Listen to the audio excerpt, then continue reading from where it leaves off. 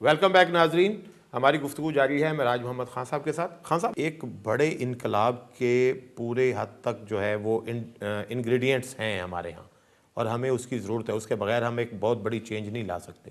تو آپ سمجھتے ہیں اگر پاکستان میں ایسا انقلاب آتا ہے تو اس کی قیادت کس کے ہاتھ میں ہوگی؟ دیکھیے، میرا مطلب یہ نہیں ہے کہ یہ چائنیز انقلاب جیسا ہوگا، یا میرا مطلب یہ نہیں ہے کہ یہ رشین انقلاب جیسا ہوگا، اور میرا مطلب یہ بھی نہیں ہے کہ یہ فرینچ انقلاب جیسا ہوگا، کیونکہ فرینچ ریولوشن کے بعد ایک بٹریل بھی ہوا تھا، یہ کہ بڑے لوگوں کو مار دیا تھا، لیکن فرانس میں آیا کیا تھا اس کے بعد؟ کیپٹلزم، ایک کمپرومائز تھا۔ الطاف صاحب کہہ رہے ہیں کہ یہ فرانس کی طرز کا انقلاب چاہیے ہمیں۔ وہ ان کا اپنا انٹرپریٹیشن، میں اس سے اتفاق نہیں کرتا۔ سمجھے، فرانس کا انقلاب تو ہتے چڑھ گیا تھا کیپٹلسٹ فورسز کے، اور وہاں کیپٹلزم اس کے بعد چلا، سمجھے نا۔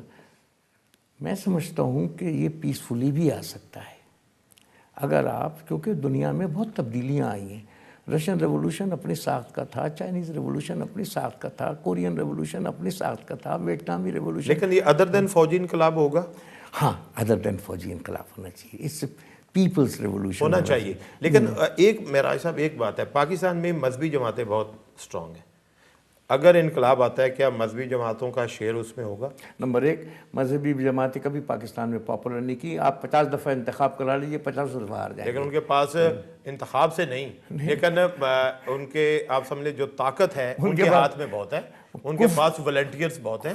کفر کے فتوے دے کر فساد فی سبیل اللہ ضرور کرا سکتے ہیں، وہ بڑی طاقتور ہے، اور اب تو افغان جنگ کی وجہ سے اسلحہ بھی ان کے پاس ہے، ٹریننگ بھی ان کے پاس ہے، اسلحہ بھی ہے، لوگ بھی ہیں، پیسہ بھی ہے۔ یہ سب سے زیادہ خطرناک قوت ہے، میرا کہنا یہ ہے۔ اس کا فیوچر ہے پاکستان میں مزید؟ میں فیوچر اس کا نہیں دیکھتا، کیونکہ پیپل آف پاکستان اس سے اتفاق نہیں کرتے۔ وہ تو صاف کہتے ہیں، مثلاً طالبان کے جو لیڈر ہیں ان کا تو صاف بیان تھا کہ ہم پاکستان کا آئین کو نہیں مانتے، ان کا صاف بیان تھا کہ ہم پاکستانی سسٹم کو نہیں مانتے، ان کا صاف بیان تھا کہ ہم پاکستانی جوڈیشری کو نہیں مانتے، ان کا صاف بیان تھا اس طرح کے 25 بیان، پارلیمنٹ کو نہیں مانتے۔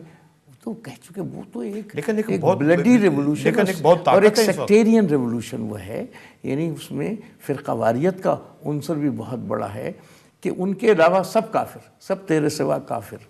آخر اس کا مطلب کیا؟ سرفراد انسان کا ایسا خبت مذہب کیا، سمجھے نا۔ تو یہ تو سرفرے ہیں۔ یہ میں پیشین گوئی کرتا ہوں، اگر انہیں پھیلنے دیا گیا، پہلے بھی میں کہتا رہتا تھا اگر یہ پھیلے تو پاکستان ڈسٹرائے ہو جائے گا۔ اچھا، اور وہ پارٹیاں جو ان کی حمایت کرتی ہیں، سمجھے نا، وہ پارٹیاں تو کبھی الیکشن جیتی نہیں سمجھتی، وہ سمجھتی کہ کچھ تگڑم ہو جائے جس میں ہم اقتدار میں آ جائیں کوئی مذہبی نام کے اوپر، مگر یہ ہو نہیں سکتا، میرا آپ کو کہنا ہے۔ اچھا معراج صاحب، اس لیے ایک ماس پروگرام لے کر آپ کو، کیا ہم ایجوکیشن میں دیں گے لوگوں کو، کیا ہیلتھ کیئر کے اندر، ایجوکیشن یونیورسٹیز ہیلتھ کیئر کے اندر ہم لوگوں کو دیں گے، کیسے علاج عام لوگوں تک پہنچائیں گے سرکاری شعبے کے اندر، کس طریقے سے ہم آدمی کو ہم امن دیں گے، کس طریقے سے عدالتی انصاف دیں گے، اگر یہ باتیں ہم طے کریں، اور کس طریقے سے یہ جو آسمان اور زمین کے اونچ اور نیچ کے فرق اس کو واضح بتائیں کہ کس طریقے سے پاکستان میں 1000 ارب کا کرپشن ہوتا ہے، 1000 ارب کے اندر تو تعلیم کا شعبہ بھی آسمان پہ پہنچ جائے، ہیلتھ کا شعبہ بھی، مگر کس ہیوی ہینڈ سے چائنا کی طرح ہم اسے نبٹتے ہیں۔ اور وہ چیزیں چائنا نے جو اپنا انڈسٹریلائزیشن کیا ہے وہ چائنا سے سیکھتے ہیں، صرف چین اپنا یار ہے، اس پر جانثار ہے، اس طرف جو ہے نظام، اس طرف نہ جائیے، اس کو دور سے سلام۔ اچھا نہیں معراج صاحب، یہ دیکھیں، پرویز مشرف کا فیوچر دیکھتے ہیں کوئی آپ؟ نہیں، it's over now, it's over. کبھی کسی فوجی عامر ریپیٹ نہیں کر سکتا۔ اچھا، موجودہ جو حکومتی سیٹ اپ ہے اس میں آپ پیپلز پارٹی کا اور یہ اتحاد کا فیوچر جو ہے وہ کیا دیکھتے ہیں؟ دیکھیے، یا تو کوئی تھرڈ فورس کھڑی ہو، پاپولسٹ موومنٹ ہو، third force with clear cut programme. Pakistan اگر ڈوب رہا ہے تو کسی ایک آدمی کی وجہ سے صرف نہیں ڈوب رہا ہے، ایک سسٹم کولیپس کر گیا ہے۔ نہ یہ سسٹم جمہوری ہے، نہ یہ سسٹم ٹوٹلی فیوڈل ہے۔ جمہوریت بھی ہے، پارلیمنٹ بھی ہے، فیوڈلزم بھی ہے، جوڑ توڑ بھی ہیں، سازشیں بھی ہیں، عدالت ہے بھی، عدالت نہیں بھی ہے۔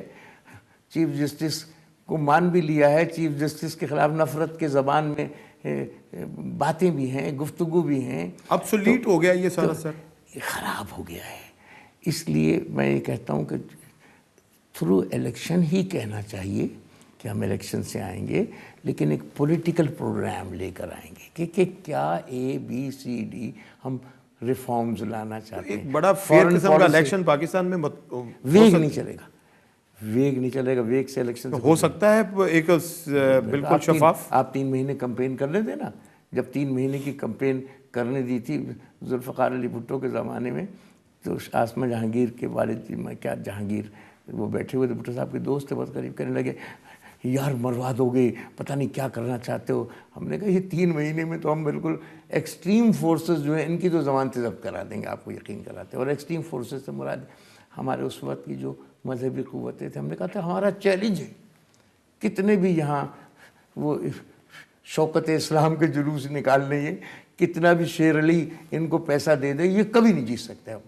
اس وقت ہم کسان سے بات کریں گے کہ تیرے پاس زمین ہوگی, وہ ہمارے ساتھ کھڑا ہوگا, ان کے ساتھ نہیں کھڑا ہوگا. جس وقت ہم لوگوں سے بات کہ تیرے بچے کو پروگرام کے ساتھ ایک پراپر کیمپین کا اگر تو مزدور ضرور ہوگا, لیکن تیرا بچہ بھی اسی اسکول میں پڑھے گا جس اسکول میں صدر مملکت کا بچہ پڑھتا ہے, تو پھر وہ ہماری بات سنے گا. وہ سمجھے گا کہ اس کو بیسک رائٹس ہے, ہیلتھ کا رائٹ, اس کو کوئی مار نہیں سکتا, اس کو کوئی تذلیل نہیں کر سکتا. کیوں نہیں ساتھ دیں گے لوگ؟ اگر کوئی یہ انقلاب برپا کرے اپنے ملک کے اندر, ایک پولیٹیکل حیثیت سے یہ چیزیں لے کر جائے, یہی انقلاب ہوگا. اب انقلاب کے لیے ضروری نہیں کہ گردنیں کاٹ ڈالیں آپ اور فلانا کاٹ ڈالیں, 5000 بندے مار دیں, یہ ضروری نہیں. ممکن ہے اس انقلاب میں بھی لوگ مار دیں غصے میں آ کے, ان سے جب آپ نفرت کریٹ ہوگی لوگوں تو ماریں, ممکن ہے یہ ہو. لیکن میرا کہنا ہے کہ یہ پیسفلی بھی ہونا چاہیے, اور یہ ہو جائے گا پیسفلی. اچھا معراج صاحب, جو اس وقت میں پوچھنا یہ چاہ رہا تھا آپ سے کہ جو موجودہ اتحاد ہے اس وقت, ایک حکمرانوں کا اتحاد ہے جسے آپ ریکونسیلیشن کے تحت جو ہے ایک الائنس کولین بنا ہوا ہے, اس کا فیوچر کیا ہے؟ فی الحال تو اس کا فیوچر ختم ہو گیا ہے. دیکھیے فیوچر اس لیے ختم ہوا کہ پیپلز پارٹی کو یہ سمجھنا چاہیے تھی کہ پارلیمنٹ میں اس کی اکثریت ہے, سب سے بڑی پارٹی وہ ہے, لیکن پارلیمنٹ میں اس کی اتنی اکثریت نہیں ہے کہ فنڈامنٹل بیسک فیصلے کر سکے. اسے باقی لوگوں سے اتفاق رائے کریٹ کرنا, جہاں وہ اتفاق رائے پر آپ جائیں گے وہیں پر اتحاد بنے گا. اور یہ ایک اتحاد کی حکومت تھی, ایک یونائٹڈ فرنٹ کی حکومت تھی. یہ حکومت جو تھی, معاف کرنا, پیپلز پارٹی کی یہ پیپل پارٹی کی نہیں تھی, نہیں سمجھنا چاہیے تھا. آپ نے ایم کیو ایم کو بھی باہر کر دیا, آپ نے جے یو آئی سے بھی جھگڑا کر لیا, آپ نے سب سے پہلے نون لیگ سے جھگڑا کیا, جو جسے بے نظیر جن کے ساتھ لندن میں اتفاق کر سکی تھی, ڈاکومنٹ پہ کر لیا تھا آپ نے انہیں. تو آپ نے تو اپنے آپ کو خود بیوقوفی سے کمزور کر لیا, کیونکہ آپ کی تو صلاحیت اتنی نہیں ہے کہ میجورٹی رکھ سکیں, نہ ہی نہیں آپ کے پارلیمنٹ میں, تو آپ کی حکومت تو گر جانا تھی. اور یوسف رضا گیلانی کو میرا تو مشورہ یہ ہے کہ ججمنٹ دیر نہیں لگانا چاہیے, یا تو منور کر کے اپنے ساتھ لانا چاہیے لوگوں کو, یا ریزائن کرنا, یا استعفیٰ کرنا چاہیے ان سے کہ نیکسٹ الیکشن, اور الیکشن کروانا چاہیے ملک کے اندر, کیا بھی میدان کے اندر. بہت شکریہ معراج صاحب, تھینک یو ویری مچ. ناظرین, آپ نے گفتگو سنی. معراج محمد خان صاحب نے پاکستان کی سیاست کے حوالے سے جو چیزیں پیش کی ہیں وہ ہم سب کے لیے, ہماری پوری قوم کے لیے ایک مشعل راہ ہیں. اجازت دیجیے اپنے ہوسٹ مبشر میر کو. نیکسٹ ٹائم ایک نئے پروگرام کے ساتھ حاضر ہوں گے, تب تک کے لیے اللہ حافظ.